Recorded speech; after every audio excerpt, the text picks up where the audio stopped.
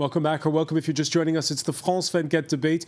We're speaking on the day when one of the French daily newspapers, Libération, published a manifesto calling on people to break the silence and for men to be more responsible in politics. This in the wake of accusations lodged by 8 women against a prominent member of parliament from the Green Party, Denis Baupin, of sexual harassment, which ranged from lewd text messages to groping. One of those leveling accusations is with us, Annie Lamère. She is a regional councillor for the Paris area from the Green Party. Welcome back. Welcome back as well to Corinne Narassigan, former member of parliament, spokesperson for the Socialist Party, and France24.com's very own Lila Jacinto. Now, you don't need to go back far in history to find examples of macho behavior on the floor of the French National Assembly. Here in 2013, this is a Green Member of Parliament, Véronique Massonneau. She interrupts her speech to say, hey, I'm not a hen. She's telling Conservative MP Philippe Leray to stop cackling. That's right, cackling. His defense that he'd had a bit too much to drink at lunch. A year earlier, in the same chamber, there was this.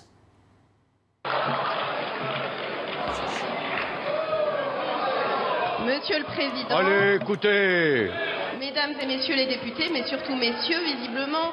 Then Housing Minister Cécile Duflot catcalled her offence wearing a blue-flowered dress. The whistles justified by one opposition MP by the name of Patrick Balkany, who said she's obviously changed her look, and if she doesn't want us to notice it, she doesn't have to change her look.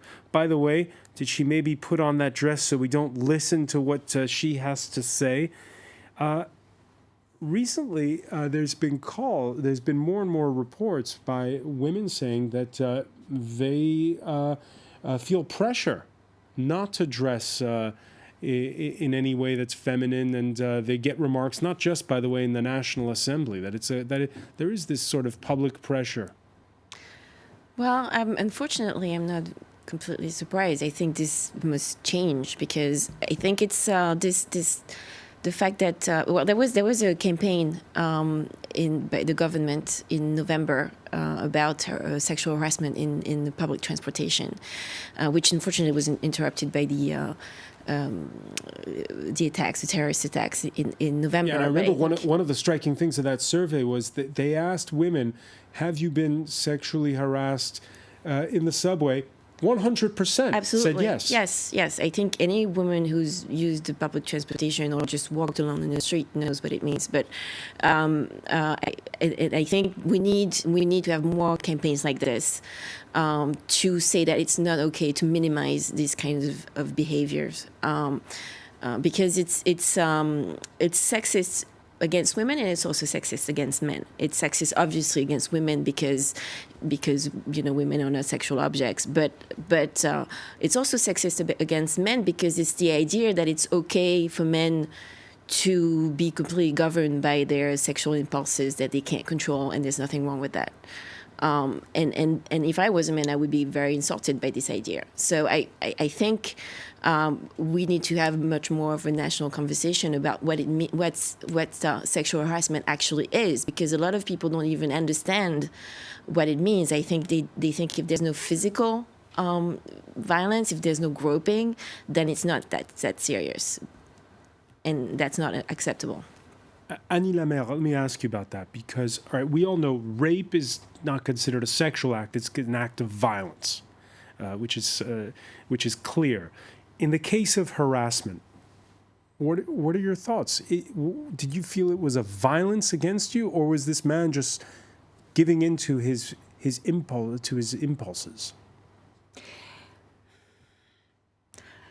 Je crois qu'il faut faire attention parce que I think you've got to be a little careful because here the four of us who are speaking out have to look very carefully at the language we use. Is this just flirting, or is it fun flirting? And here the answer is no. When you say no to a man, it should be no. End of story. And the problem is that, in my case, with this rush around the office, he's chasing me around. He was actually physically chasing me to catch me. Because he wanted to take it further. He wanted to steal a kiss, or he wanted to force someone to do something against her will.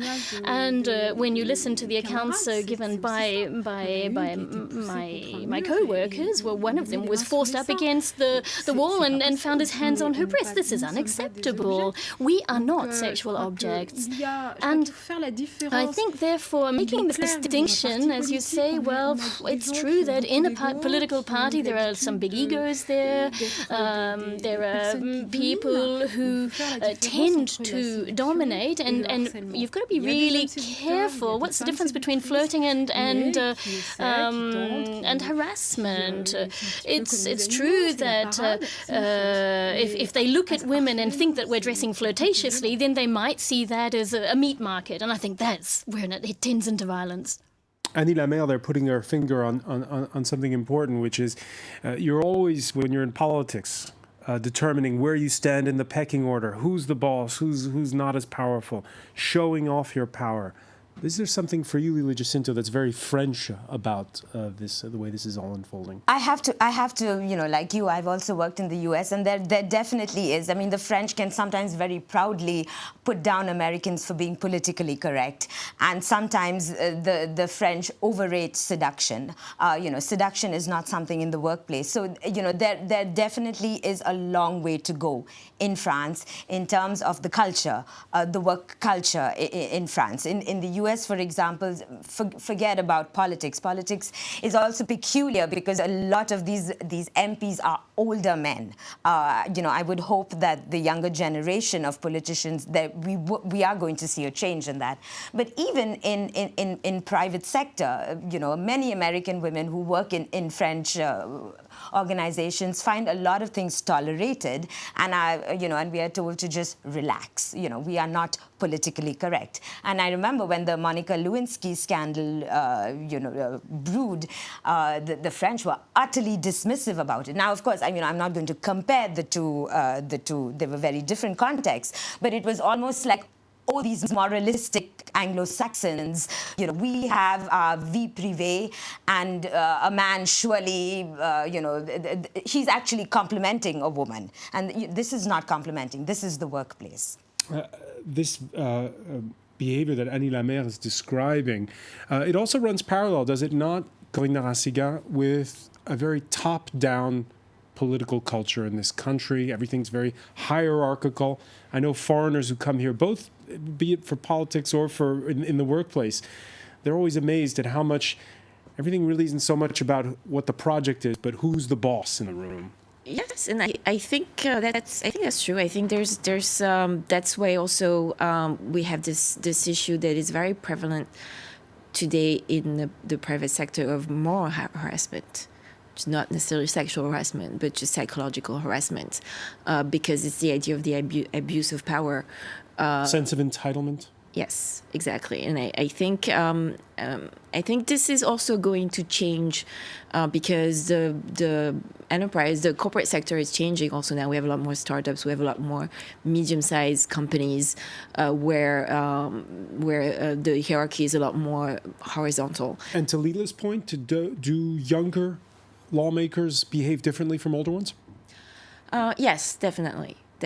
I mean, you can still have unfortunately, it can still happen. You can still have a younger member of parliament who may behave in an inappropriate manner. But I think in general, there's a definite generation gap, because I think with older men, this idea that they're actually paying you a compliment is very ingrained. And if you tell them this is actually sexist, they don't even understand what you're telling them. They don't get it. They don't hear it.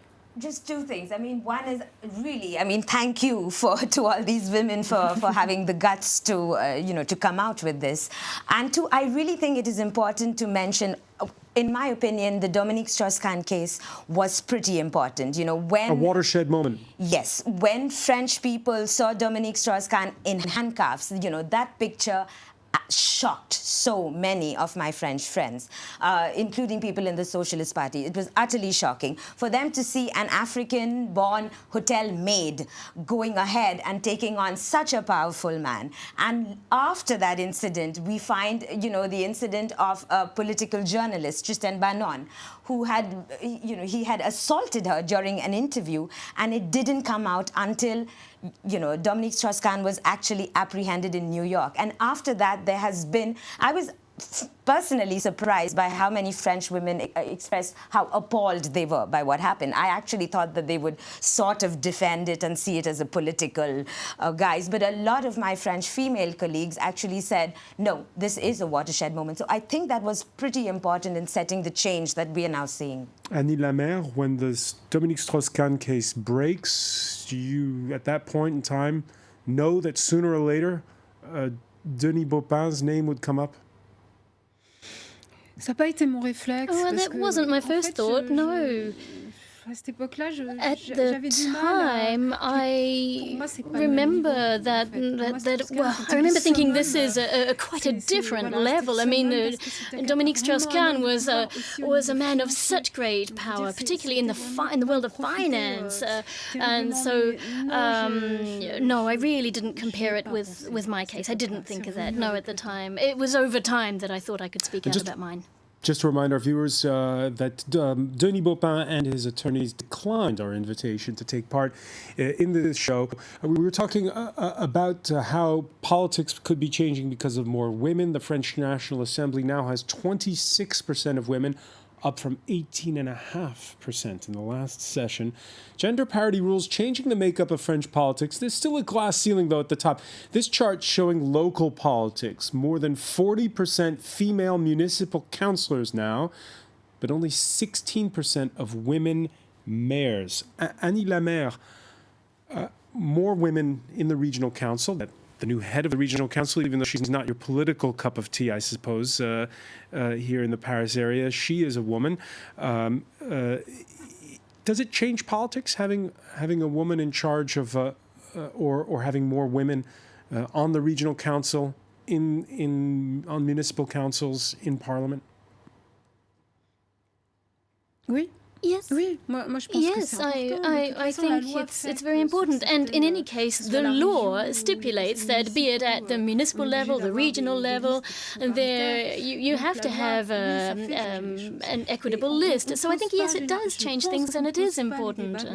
And I think we actually look at discussions differently. There's a lot less violence.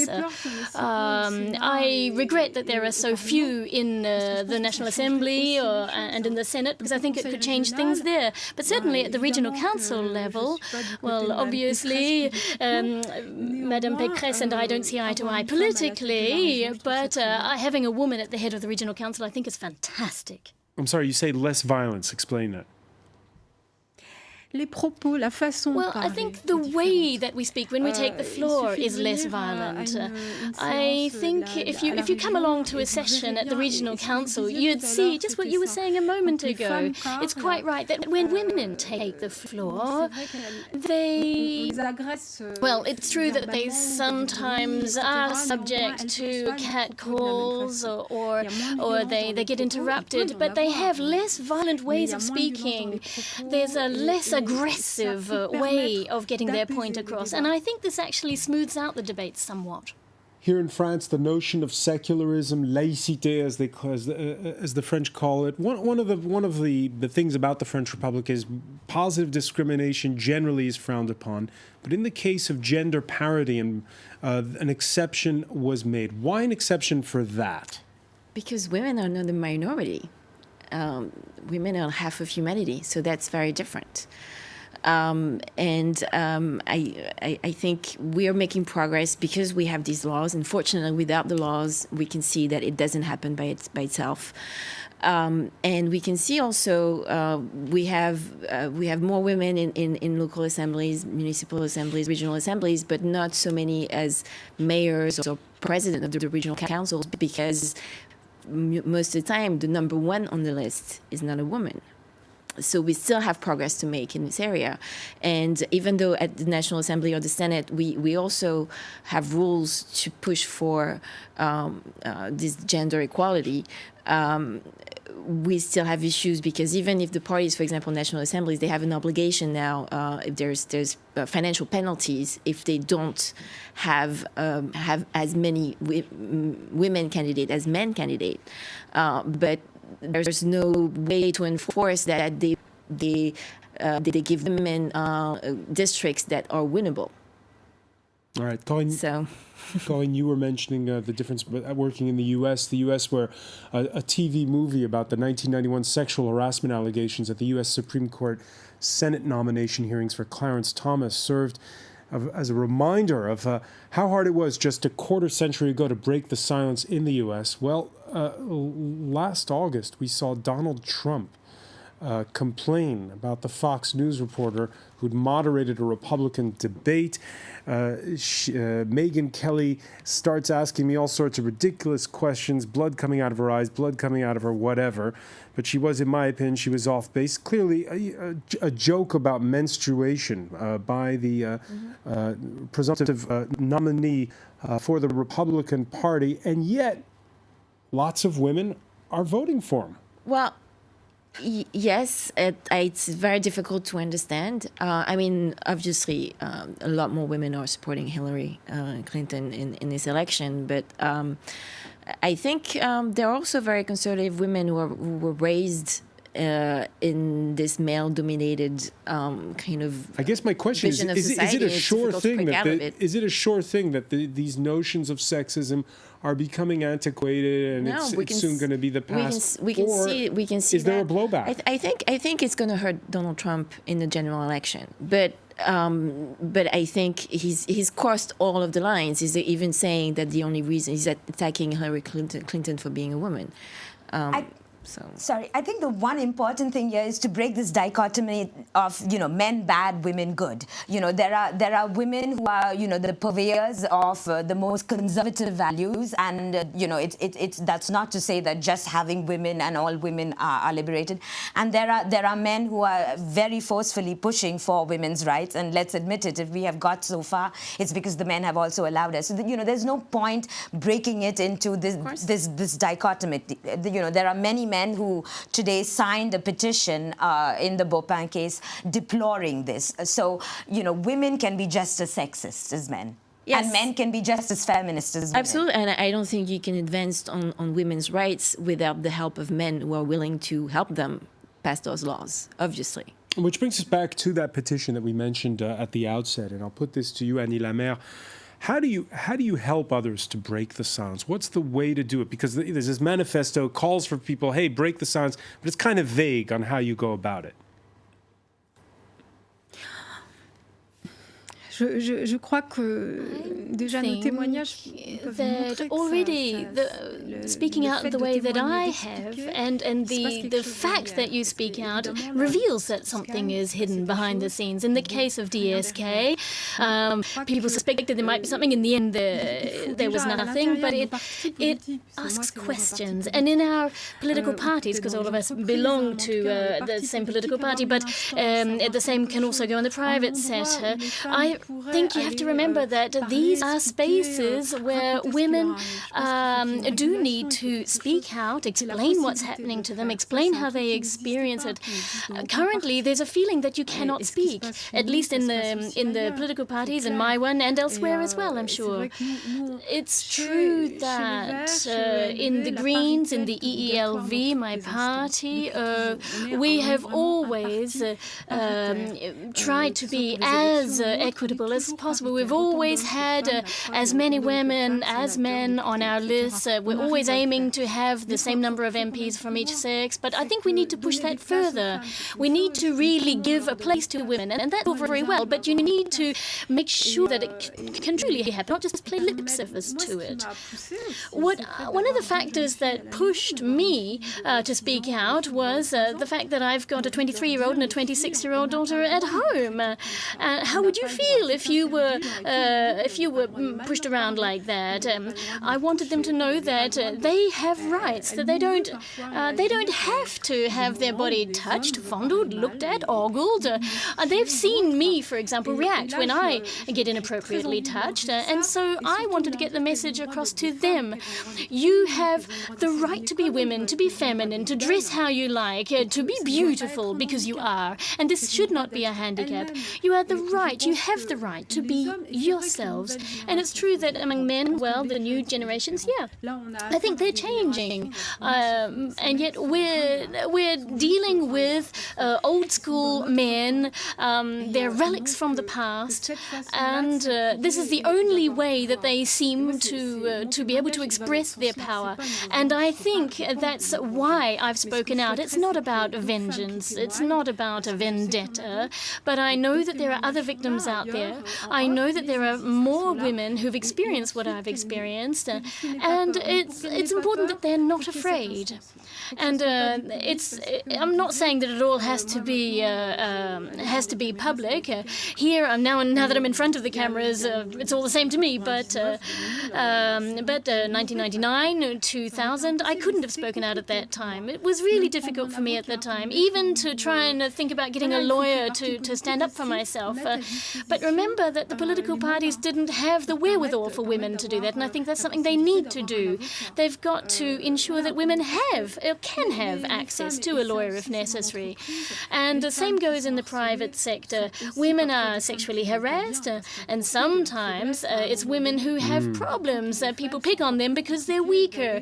And when you've got a number of problems, it's even harder to speak out. And that's what makes this vicious circle even more perverse. And I want to, like Lila, we want to thank you for speaking up and joining us here on France 24. We also want to thank Corinne Narassigan, Lila Jacinto. Stay with us, though.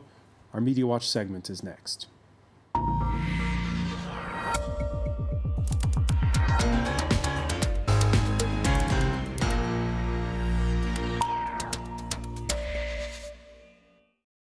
And we say hello to James Creedon. Hi, François. So just to look at how this is playing out on French news websites and social media, Denis Baupin, the tongues are becoming untied, says this headline in Libération. And as we've seen here this evening, indeed, a lot of people are now speaking out about sexual harassment, indeed worse in some cases. And a year ago, I read in Libération there was a manifesto by female political reporters as well. Right, indeed. So it is an increasing, I suppose, since the Denis Strauss-Kahn scandal, we're seeing stealth-like sort of, what would you say, revelations and people coming forward. So this article just catalogues the various different declarations today, but of course, as we also saw, 500 political personalities, putting their signatures to this article, also in Libération. The impunity must end. So just to kind of have a look at what some of the declarations today have been, one which I found particularly strong and particularly shocking actually was by Aurore Berger. She is a Les Républicains MP. And Opposition Conservatives. That's right. So she was recounting a scene in the Parliament after the Denis Baupin scandal broke, where she was talking about this with colleagues, with elected members of Parliament, who said, well, when I see you, Aurore, I want to do a Baupin. In other words, I want to engage in behaviour that is sexually, that is sort of, sexual harassment, etc. And another colleague said that when I see you, you give me a shepherd's staff. Her name, Berger, means shepherd, and shepherd's staff is an allusion to, I guess, being sexually aroused. So she recounted all of this on her Twitter page, and I think she said, I didn't know how to react when it happened, but I think the timing of when these two anecdotes took place is what's particularly interesting. It was after the Denis Baupin scandal broke in the media, and what she's saying is people are, even in this context, making these sort of lewd remarks and inappropriate gestures. I heard Aurore Berger on Lunchtime News. She was unabashed. Your reaction to it? Unfortunately, I'm not surprised because this is the kind of things that you can definitely hear in the corridors of the National Assembly. And is that just down to that locker room sort of provocational humor? Yes. Or, I mean, how unreconstructed are these people? I'm sure they think it's funny and it's paying her a compliment. I'm sure they do think that. They don't even realize what they're saying. What strikes me when reading all of this is it's a generational gap, really. What some perhaps of these guys, and because they do seem to be older elected representatives, what they sort of think is just a seductive behaviour or a sort of a fun little comment actually is not necessarily appreciated at all by many of the women on the receiving end of it. What else do we have? We seem to have a little bit of difficulty with the computer, but there was even a former minister who spoke today recounting an incident of sexual harassment that she was subjected to in 1979. I think we have it here. No, that's another incident again. Here she is, Monique Pelletier, talking about having been, well, sexually assaulted by a senator in 1979, and she said, I wish I had spoken before now. So the fact that she is able to come forward and wants to speak about an incident that happened decades ago, I suppose, shows that there really is certainly a desire for the tongues to be untied, as that headline in Libération said. Go back to that one you were showing just a minute ago. Right, there. Pierre Lelouch, MP for Les Républicains. He was asked to comment about this. He said, look, I'll comment about affairs of international geopolitics, whatever, but I'm not going to comment these little stories, these Girls little women's talk. stories, Yeah. girls talk.